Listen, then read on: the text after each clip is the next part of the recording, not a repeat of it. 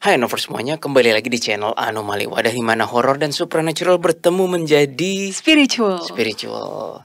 Di video kali ini merupakan kisah klien kami yang terdoktrinasi, merasa berdosa terus, dan tidak sabar menunggu kedatangan Mesias yang kedua kalinya. Di mana HB-nya sendiri dulu adalah salah satu King Edward dari Inggris. Gimana kisahnya? Stay tune.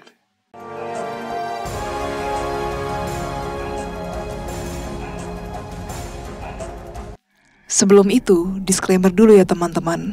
Di sini kami tidak bermaksud untuk menjelekkan agama Katolik atau agama manapun sama sekali. Di sini kami hanya memaparkan cerita dari klien dan beberapa memang pendapat kami. Namun kami di sini sama sekali tidak ingin menjelek-jelekan siapapun dan agama apapun.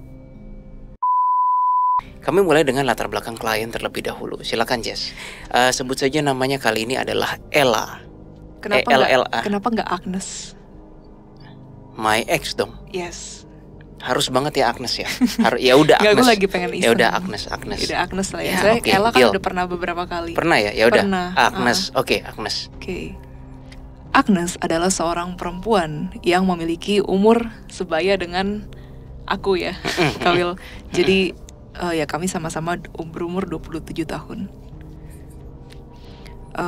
Cuma beda 3 tahun lah sama aku. Halu maksudnya Kawil? Itu halusinasi 27 tambah 3 kan 30 kan? Kawil kan 40 kan? Anggap aja iya. Ya ada terus. Oke. Agnes datang kepada kami dengan seorang diri dan ingin menanyakan perihal mengenai apa sih sebenarnya yang harus aku lakukan, apa sebenarnya patokan dalam hidup, apakah aku ini adalah makhluk yang berdosa, atau apakah aku sudah melakukan yang sebenar-benarnya? Tanya Agnes kepada kami. Singkat kata mengenai keluarga Agnes. Ibunya Agnes pindah dari Islam menjadi agama Katolik. Kalau papanya kata Agnes ya Katolik KTP-an lah katanya. Sedangkan Agnes sendiri waktu SMP 1 dia ikut sejenis pendalaman Alkitab. Tapi yang mengadakan pendalaman Alkitab ini bukan organisasi resmi dari gereja kata Agnes. Jadi kayak sebuah komunitas. Sebenarnya apa ya? Komsel itu resmi nggak dari jangan Komsel ya kalau kita latar belakang Katolik Mudika gitu resmi nggak sih? Dari Tergantung gereja sih Kawil, Katolik. kalau yang kayak komunitas Tritunggal Maha Kudus sih memang resmi ya. Ya kami juga nggak tahu ya yang Agnes maksud tuh yang nggak resmi seperti apa. Tapi mengingat zaman hari ini dengan medsos yang seperti ini, gua rasa sih pasti banyak aja ya yang nggak resmi ya. Karena mudah sekali di mana ada 2-3 orang berkumpul dan mengatasnamakan agama itu sudah bisa terjadi, betul kan? Bisa terjadi. Kayak yang jelek-jelekin kita kan itu nggak resmi. Taunya dari mana? Karena ya aku spy. Aku sudah menelusuri. Ya. Untuk mengetahui apa yang dimaksud Jesslyn, bisa nonton di channel Bobo Cool TV yang wawancara gue sama Bow doang. Gue duduk situ, Bow duduk sini. Balik lagi ke ini, ya intinya kami nggak tahu ini organisasi apa. Namun Agnes ikut organisasi seperti itu, ya, pendalaman Alkitab. Dan tercerahkanlah Agnes menurut penuturannya Agnes dengan doktrin Kristen dan Katolik. In this case gue menyebutnya Kristen karena ada aja nanti ada aja nanti netizen yang bilang loh semua itu kan Katolik artinya katolos menyeluruh. Gila gue capek lah gue ngeladenin lo orang. Pokoknya faktanya bahwa di Indonesia sekarang ada yang namanya Kristen, ada yang Katolik. Mau bilang Kristen Katolik udah capek gue berdebat. Kita setujuan aja bilangnya Katolik karena memang Agnes ceritanya Katolik kok. Nah Agnes bilang bahwa tercerahkanlah dia dengan doktrin Katolik bahwa Yesus satu-satunya jalan keselamatan. Oke, kami nggak ada masalah dengan itu. Lalu chapter hidup berikutnya Agnes adalah dia merasakan sirik, dengki, benci sama cicinya. Iya, sama kakak perempuan. Kenapa Jess? Karena kakak perempuan ya pada akhirnya pergi meninggalkan rumah. Ya karena harus menikah kan. Iya. Dan jadinya yang menjadi tulang punggung satu-satunya di keluarga adalah Agnes. Karena orang tuanya sudah tidak lagi bekerja. Dan lucunya perasaannya bercampur aduk. Ngiri iya, benci iya, bakal ditinggal, sirik iya, tapi kehilangan juga iya. Jadi memang bercampur aduk kata Agnes. Karena ya memang gue nggak rela gondok banget gitu loh. Kayak cici gue ninggalin untuk merit, tapi Tapi ya aku kamu lanjutin kamu ya. dulu aja. Tapi satu sisi Agnes berpikir bahwa ya tapi itu normal dong. Maksudnya kakak perempuan aku married dan memang pergi meninggalkan rumah ya normal gitu ya. Walaupun tapi aku tuh ada sirik, ada dengki. Padahal aku menyadari bahwa aku nggak seharusnya merasakan seperti itu. Agnes berkata seperti itu. Ya, nah intinya ya tetap merit juga. Agnes berkata pada kami bahwa tapi aku tahu sih aku harus relain biar gimana pun itu ciciku dan dia punya kehidupan sendiri. Intinya harus menjalani kehidupannya kan. Nah setelah gondok itu Agnes menuturkan cerita yang gue dan Jesslyn kayak mengerjakan satu alis gini loh. Karena familiar tapi kayak gue gak nyangka ternyata bisa dibawa ke level ini juga. Yaitu begini, Agnes cerita, gara-gara gue udah gondok sama cici gue yang udah mau merit, gue gak mau ketinggalan pas Yesus tuh udah datang lagi kedua kalinya. Nah jadi ada di pengajaran Katolik, I'm not sure in doktrin atau dogma loh, just I'm not sure ya. Tapi we know ini ada yang dikatakan bahwa Yesus akan datang kedua kalinya. Oke, I've heard that. Kamu juga pernah dengar itu kan? Pernah dengar juga. Yesus turun kedua kalinya untuk menghakimi dan menolong dan yang lain-lain seperti itu. Masalahnya timelinenya kapan? Betul. Itu nggak ada yang bisa nebak gitu loh. Betul. Dan Agnes kan juga bercerita bahwa iya sejak kecil kan aku sudah mengikuti komunitas-komunitas seperti itu ya, dan ajaran gereja. Dan ya aku merasa bahwa berarti semakin dekat dong momennya Yesus akan datang kedua kali. Karena kan dari aku kecil sampai dewasa waktu kan sudah berjalan terus. Berarti semakin dekat nih sudah kedatangan Yesus yang kedua kalinya. Dan Agnes terus-terusan berdoa setiap ada masalah, terutama ini yang terkait kegondokan hatinya terhadap keluarganya. Ya Tuhan, aku tuh udah kesel banget hidup kayak gini. Ya Tuhan, kapan Engkau datang kedua kalinya? Kapan? Seperti itu kira-kira. Dan Agnes juga bilang kayak, ayo dong Tuhan, waktu gue tinggal dikit, please kasih apa yang gue mau gitu loh. Gue gak mau ketinggalan kalau pas Yesus datang lagi. Jujur kami gak mau ngutik-ngutik doktrin dan dogma mengenai Yesus datang kedua kalinya untuk menyelamatkan manusia dan menghakimi dan yang lain-lain. Kami bisa salah, tapi kami pernah mendengar itu.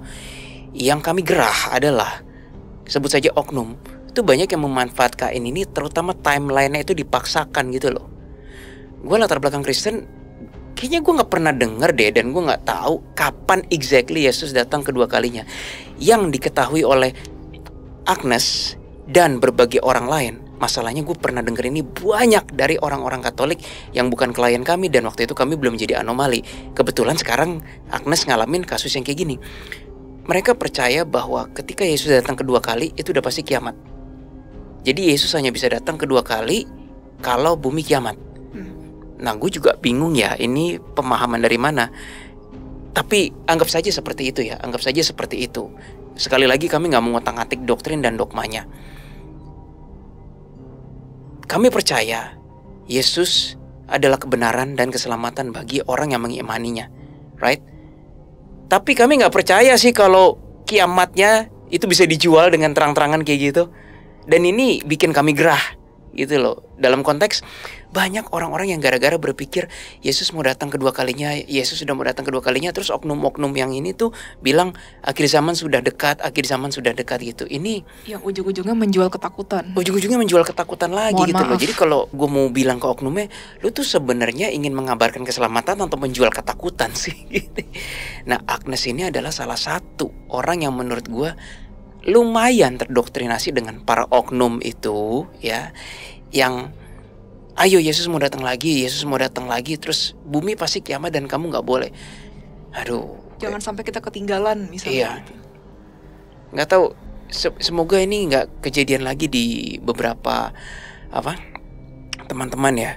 Di video kami yang kami lupa episode mana kan, Apel Jin episode apa ya? Ya inilah, ntar gue cari ini episodenya.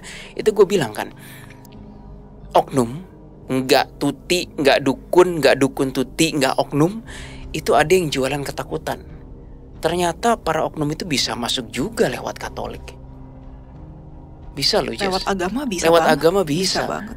Ya, kalau lewat agama lain, gue sudah sering denger ketakutan gitu. Gue nggak bilang agama apa, pokoknya lewat kepercayaan lain tuh sering denger. Tapi ternyata lewat Katolik ini tuh yang diincer tuh. Nggak nyangka sih gue, nggak nyangka gitu. Nah, untuk menutup kesimpulan dari yang Agnes ini pernyataan dari kami berdua, gue dan Jesslyn. Kami percaya Yesus adalah kebenaran bagi orang yang mengimaninya. Dan kami juga percaya Katolik adalah agama yang mempunyai kebenaran bagi orang yang mengimaninya. Tapi kami tidak percaya kalau timeline kapan Yesus akan datang kedua kalinya itu bisa dengan tepat presisi diramalkan oleh manusia. Gitu loh. Kami tidak percaya hal itu, dan kami bahkan khawatir itu dijadikan bahan jualan ketakutan. Karena alih-alih orang yang diberitahu seperti itu, bukannya malah bahasa Inggrisnya live to the fullest, mereka kayak pengen nggak live to the fullest aja, jual semua hartanya mungkin, terus kayak yang nggak dosa ya, tapi kayaknya that's not the most constructive way of life deh. Bahasa Indonesia bukan cara yang paling konstruktif dalam menjalani hidup. Ya, ini pendapat kami ya. Tapi sekali lagi kami tidak percaya bahwa timeline kapan Yesus akan datang kedua kalinya dan kapan bumi kiamat itu bisa secara presisi oleh manusia di pinpoint seperti itu. Gitu, itu intinya. Nah, lalu Agnes juga cerita mengenai pacaran beda agama, LDR. Lalu ini mulai pertanyaan intinya, gue harus percaya yang mana nih? Iman gue seperti apa? Harus pegangan apa? Ngerasa kayak pendosa. Karena dia ngerasa, ini kata-kata Agnes ya, sudah mempelajari prinsip-prinsip Katolik tapi tidak hidup kudus gitu kan. Ya intinya pas kemarin tuh Keris turun tangan, kami gak bisa cerita detailnya, berusaha membantu supaya seorang Agnes ini tidak selalu larut di dalam rasa destructiveness. Ya kan teman-teman, merasa diri pendosa terus. Kayaknya ini di episode Purgatory gue pernah bahas deh. Ketika seseorang merasa pendosa terus, padahal kalau ditanya salah lu apa, gak bisa jawab gara-gara kayak gak hidup kudus. Itu destruktif loh bagi energi roh tersebut. Kalau teman-teman masih ingat nih, episode kami ada 2 part, Purgatory part 1, Purgatory part 2. Memang ada Purgatory asli yang kami lihat, yang benar-benar dimensi hukuman sementara tanda kutip. Ada juga dimensi yang sebenarnya itu bukan Purgatory, tapi orang menyiksa diri dengan merasa dirinya berdosa lalu masuk dimensi itu. Nah, ya itu yang gak kami inginkan terjadi sih. By the way sebentar, ada brem itu motor Bow baru sampai. Bentar, gue bukain pintu buat Bow dulu. Terlepas dari semua pembicaraan intim dan hangat bersama Keris dan Agnes itu, ya intinya sih kami sebagai anomali nggak mau menggoyangkan imannya Agnes. Tapi Agnes punya satu pertanyaan yang kami jawab, iya. Pertanyaannya apa itu? Pertanyaannya adalah, normal gak sih anomali kalau kayak aku ini mulai mempertanyakan, kayak aku mesti berdoa seperti apa, aku dosa enggak, dan seterusnya. Kami jawab, iya itu normal. Dan gue selalu berkata ini kepada klien dan di video.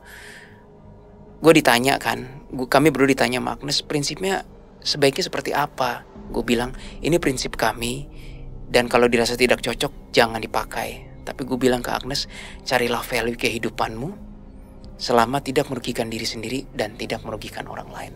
As simple as that. Nah, kita lanjut ke topik berikutnya ya. Karena si Bo udah joget-joget pamer. Oh, dia habis nge-gym. Ininya dadanya mulai bagus gitu. Sorry Bo. Berikutnya adalah past life Ella. Mengapa past life Ella? Ella, Agnes. Sorry. Berikutnya adalah siapa kau, Will? Hah? Ella siapa? Ella itu nama lengkapnya Nurlela. Dia itu sebenarnya rekan kerja aku waktu di kampus yang dulu. Bukan aku suka, bukan, tapi ya kepikir aja. Oke, yaudah. Lanjut Agnes. Agnes ya, oke. Kenapa past life Agnes ini kami bawakan? Karena ini ada relevansinya dengan message dari HB-nya. Nah, karena Bo udah joget-joget, kami coba bawa kebut aja ya. Kalau kamu mau timpalin aja. Oke. Past life-nya Ella nih, kamu sambil ngeflow. Pertama, Agnes. past life-nya Agnes ini Ya soalnya di skripnya Ella gitu loh. Sorry, pas live-nya Agnes ini, pas kita pertama kali lihat dia, kamu ngeliatnya gimana? Bentar, skrip tuh yang dimaksud adalah poin-poinnya teman-teman. Jadi bukan skrip yang kayak kita ngarang gitu, bukan Nih, ya. nih poin-poin Iya, nih yang itu nggak adalah kelihatan sih poin-poin. dari situ. Poin. Bukan kayak literally kalimat per kalimat, nggak mungkin gua sanggup ngafalin. Itu gunanya supaya kita nggak lupa apa yang ingin disampaikan. Lanjut Kak Will. Deskripsinya pas kita lihat pas live-nya Agnes, Oke. kamu lihatnya apa? Jadi kalau teman-teman pernah nonton film Apostle itu di sini filmnya atau Bintang filmnya siapa? nggak tahu. Ya, pokoknya Apostle ya judulnya ya. Korean judulnya atau Hollywood? Bukan, antara Inggris atau Amerika. Oke. Jadi ceritanya tuh orang bule dan latar belakangnya tuh 1900-an. Nah itu rumahnya tuh persis kayak yang ada di Apostle. Terus? Dan pakaiannya di situ juga mirip-mirip ya. Jadi Agnes tuh yang aku lihat pakai gaun warna biru panjang, lalu rambutnya tuh juga kayak disanggul gitu, agak ngombak gitu. Bener-bener typical white people lah ya, white people tuh atau orang Kaukasoid lah, orang bule gitu. Lanjut Kak Will. Nah, yang gue lihat kegiatannya tuh cukup by our standard ya, by standar gue sebagai manusia tahun 2024 agak boring. Jadi yang pertama gue ngeliat dia memang mengurus laki-laki tua, entah ayahnya, entah kayaknya lebih ke ayah sih Kak. Kayaknya lebih ke ayah sih. Apakah itu ayahnya dulu sekarang ayahnya sekarang ya?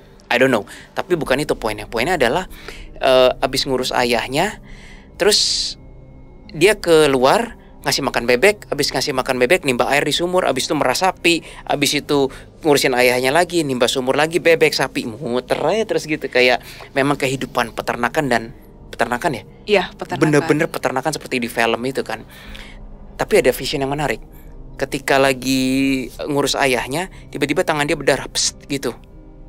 Ya kan, keluar sausnya kan. Gue juga nggak tahu berdarah gara-gara apa, pisau atau apa. Mau ngasih obat ke ayahnya, mungkin tajam atau I don't know lah. Nah orang normal tuh ya Jess ya, biasa kayak sakit langsung ini. Dia enggak, dia kayak ngegalauin lukanya. Ngegalauin tuh bahasa apa? Dia menggalaukan lukanya. Terus dia keluar, terus ngeliat luka ya.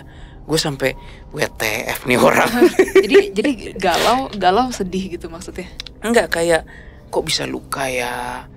Wah, seperti kehidupanku luka. Like buset tuh cuma luka dikit doang cuy. Kenapa lu perhatiin gitu loh.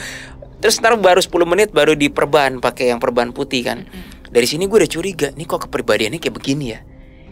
Nggak lama kemudian gue ngeliat masih makan bebek, gitu kan. Sorry, mesti pakai hidung, gitu kan. Iya mirip sih. Bebek itu nggak tahu deh, gue nggak pernah ngasih makan bebek sih guys. Tapi kan kalau sapi gue pernah sampai ledes nih gara-gara dijilatin sapi. By the way, Jesslyn baru tahu kalau lidah sapi itu kayak amplas. Iya, aku baru tahu. Aku seneng, aku di lidah sapi gitu kayak lucu sih, cute, tapi ledes semua kayak amplas lidahnya sumpah. Anyway, balik lagi ke bebek. Itu bebeknya kan bebek kan lu cukup taruh makanan di bawah dimakan kan. Itu nggak tahu apa yang dipikiran si Agnes waktu jadi perempuan itu. Dikasih makannya gini, dicokot lah, dicokot bahasa Jawa, di gini lah, digigit ya. Dia udah tahu itu sakit, dipatok gitu ya. Iya, dia udah tahu itu sakit kan. Ya walaupun nggak berdarah sakit lah guys. Itu kan pak, terus dia sakit. Dia dalam hati gue, ya udah tahu lu sakit kenapa diginiin. Dan harusnya ternyata kan ditaruh aja kan. Iya, dan ternyata dia kayak aku ada mirip kepribadianku sekarang. Ceritain. Iya. Dan ternyata Agnes itu mempunyai hamster dan udah tahu nih bakalan digigit sama hamsternya, tapi dia tetap taruh tangannya di kandang hamsternya itu. Emang. Jadi kayak digigit, sakit, tapi ya udah tetap aja lagi gitu. Iya, emang rada-rada. Ya, memang cukup berani dalam hal itu lah. Cukup berani dan agak koplak sih. Iya. Kalau kita standar manusia zaman sekarang udah kasih aja bebek dimakannya berantakan kan. Ngapain mesti mengorbankan jari kita itu kan.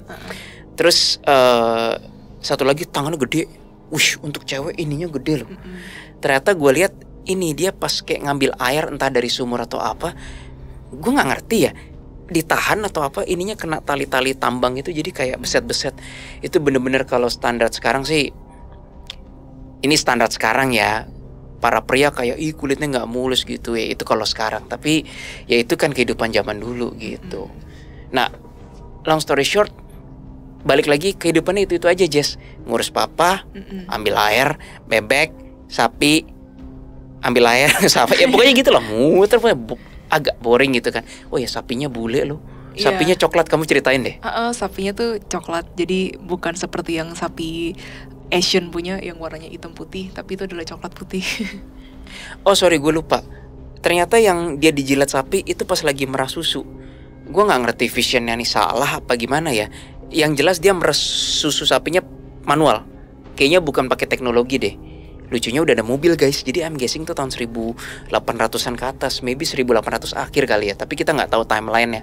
Anyway, dia merasnya masih pakai tangan. Bener-bener perkebunan tradisional ya Jess. Nah sapinya tuh lucu banget yang sapi bule itu, yang coklat itu. Dia digiring mau kayak, kalau bahasa sapi, sapi ke situ mau gue peres susunya. Gitu kayak nurut gitu kan. Dan udah pasti di kecrot namanya ya gimana ya bahasanya ya. Itu sapinya malah bukannya marah atau nendang, dijilat-jilat, makanya tangannya ledes-ledes kayak. Gue sampai pikir nih vision gue kemana-mana, tapi ya itu vision. Bagi yang pernah ngerasa dijilat sapi siapa? Kalau gue udah pernah, enak tapi ledes, pedes. Jadi enak atau sakit? Well kadang ada aja yang sakit enak kan Jess. Balik lagi sekarang ke Agnes. Agnes nanya, lalu anomali, aku menjadi Agnes sekarang ini itu permintaan aku sendiri atau bagaimana sih? Ternyata setelah kami berdoa dan mohon petunjuk, yes, itu permohonannya Agnes dan juga dikabulkan oleh Tuhan. Jadi Agnes sekarang kehidupannya cukup rutinitasnya kayak waktu jadi perkebunan itu. Ya bedanya udah gak ada sapi, bebek, ayam, itu lagi. Sekarang Agnes itu kerjanya di rumah, remote, tapi di situ-situ aja gak ketemu orang. Dia menikmati. Dan memang anaknya introvert ya. Anaknya introvert. Ternyata ada tujuannya. Dan ini gue gak tahu dapetnya dari HB-nya atau dari kubu kanan. Pokoknya gue dapet. Agnes sengaja terlahir lagi di konteks settings rutinitas yang mirip. Namun sekarang Agnes lebih leluasa untuk bertanya mengenai spiritualitas, mengenai ketuhanan, hidup tuh apa sih, gue agama tuh apa, gue butuh agama atau enggak, dan yang lain-lain.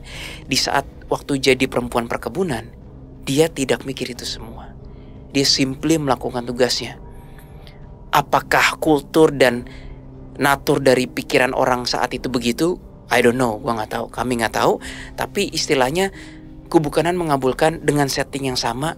Kamu bisa lebih merenung dan contemplating apa ya bahasa Indonesia? Contemplating, merenung dan berpikir lebih banyak lagi. Andai kata Agnes lahir di yang mungkin kerjaannya kayak hektik, jadi jadi CEO atau apa, dia bahkan gak ada waktu untuk memikirkan mengenai spirituality, ya kan Jess?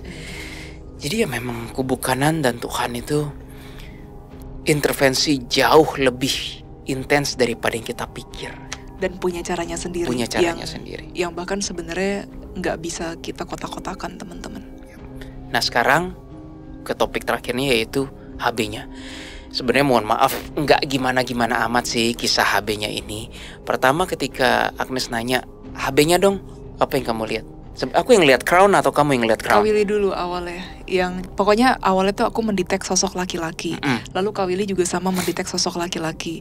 Jenggotan. Ya, agak jenggotan gitu.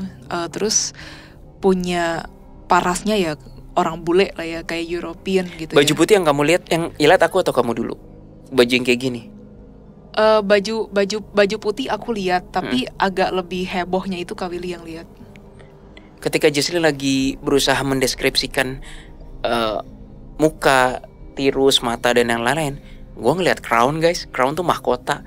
So sampai ini manipulasi bukan? Berkali-kali kita doa enggak ya? Enggak. Gue pikir gue halu. Berkali-kali gue lihat kok ada crownnya terus sih. Sampai gue bilang, Jess, ini king ya? Kita nggak tahu itu king dari negara mana. Tapi jujurnya masih unbelievable. Unbelievable loh. Literally pakai mahkota. Itu baru pertama kali nemu HB itu king. Iya. Terus yang bikin gue makin yakin ini king, bajunya terusan kayak gini dan putih dan kayak ada motif emasnya. Betul, ada motif emas itu. Sampai gue, ini sih fix king Jess gitu kan. Ya long story short, akhirnya dia ngasih tahu namanya dengan susah payah nih, agak pendiam ya. Namanya adalah Edward. Kita Google, cari, kok gini sih ini kesannya buku. Ya intinya kita Google, ternyata ada 11 Edward. Ada 11 King Edward yang pernah ada di sejarah Britania Raya, Inggris gitu kan. Kami nggak nanya sih, dan kami nggak mau cari tahu Edward mana. Soalnya awal-awal agak susah, masih di situ nggak energinya? Energinya masih. Oke, tolong kami ya King gitu. Jadi gue nggak tahu dia di mana gitu. Long story short, akhirnya Agnes bisa tahu nama HB-nya. Ini agak jarang sih karena kami udah terlalu banyak dapat manipulasi ya. Dan sebenarnya bukannya karena awalnya tuh kami tertarik ya Kak Will ya untuk mencari tahu lebih dalam gitu kan, siapa tahu suatu saat bisa diwawancarai seperti itu. Tetapi dari kubu kanan dan dari Edward sendiri nggak mau, teman-teman. Jadi alih-alih membahas lebih ke Edwardnya, King Edward sendiri lebih mau untuk menggali maksudnya potensi apa yang bisa buat Agnes. Iya, yang bisa buat Agnes gitu, daripada menceritakan mengenai ceritanya dia sendiri. Ataupun buat viewers yang lain. Cerita beliaunya sendiri. Iya, ataupun buat viewers lain yang berguna lah, bukan yang kayak cerita-cerita dulu. Ada gue sempet, nantilah bonus sedikit gue cerita. Udah minta izin Carrie soalnya. Nah, cuma 2 poinnya dari Edward ini ke Agnes. Yang pertama, dia nggak setuju sama pacarnya. Aduh, kaget loh kami. Biasa HB tuh nggak intervensi terang-terangan kayak aku tidak setuju. Pernah ada yang klien kami dokter, ingat? Iya, ada. Itu HB-nya bener-bener bilang kamu jangan sama perempuan ini. Ya alhasil setelah mereka menikah ya sudahlah ya, tidak sesuai seperti yang diharapkan gitu kan. Dan memang nggak nyaman banget. HB-nya sedih sih. Nah ini juga Edward bilang ke Agnes, aku kurang setuju dengan pacarmu yang sekarang. Bukan karena agamanya beda loh ya, Hanovers, bukan. Bukan karena agama beda dosa, bukan. Tapi Edward melihat sesuatu. Kalau si Agnes dan pacarnya ini terus-terusan, ya nanti the romance will gone. Romance-nya bakal hilang.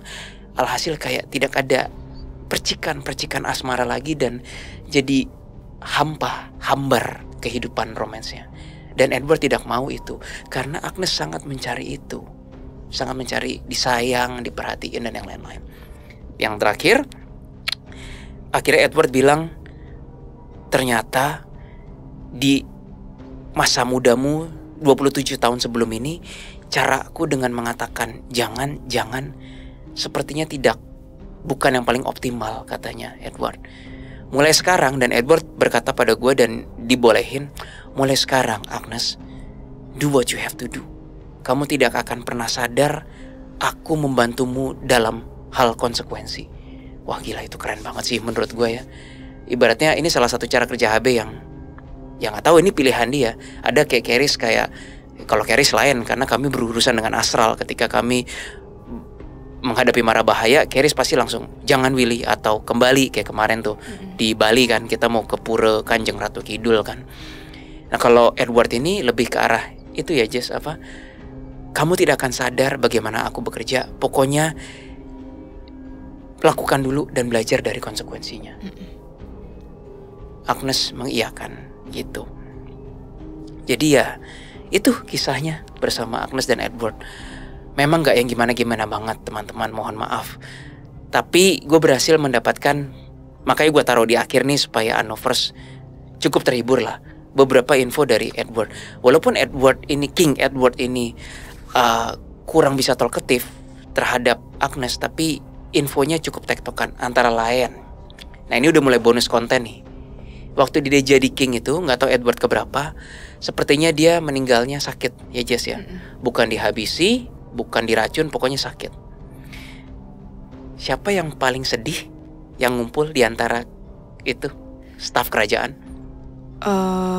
Aku nggak tahu tuh namanya Dayang atau pelayan perempuan. Pelayan perempuan. Dan setelah diusut, kenapa pelayan staf perempuan paling sedih raja seperti itu? Karena King Edward itu lembut terhadap perempuan, jadi nggak pernah dimarahin atau dijahatin seperti itu. Yes.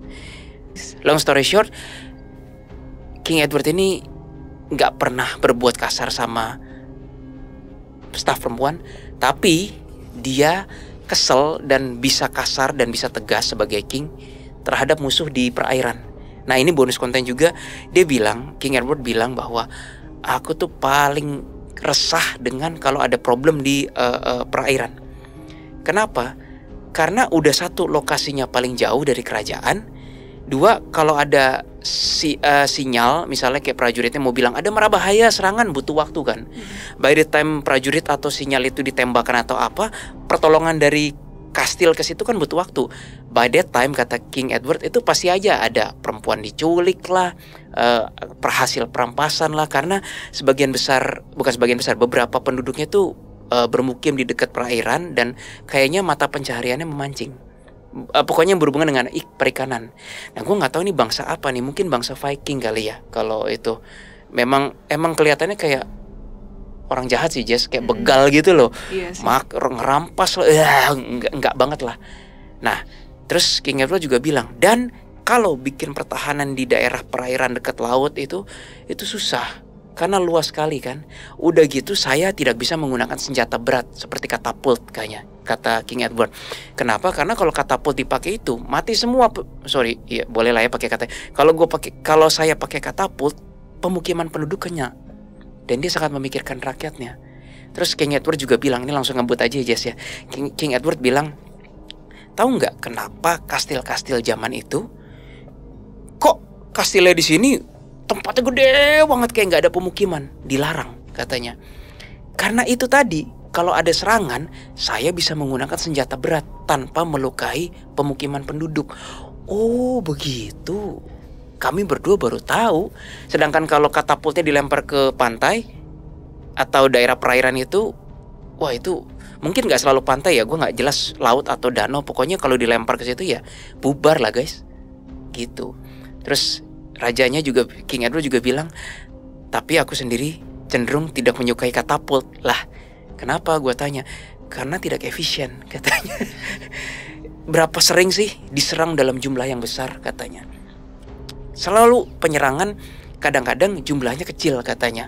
Baik dari orang pasukan kerajaan yang lain lah.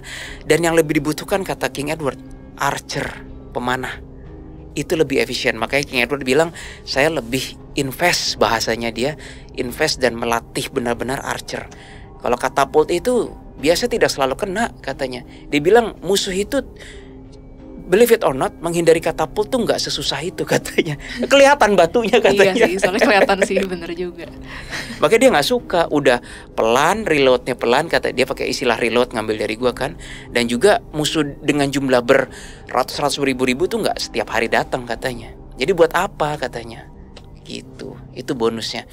Oke, gua ngebut, sorry teman-teman. Tapi intinya, aku diskusi sama my dad. Kan orang mikir gini, gila raja-raja Inggris zaman dahulu jahat gini begini, kok bisa sih jadi HB? Gua nggak tahu jawabannya. My dad bilang, oh bisa jadi HB juga ya Will ya, katanya.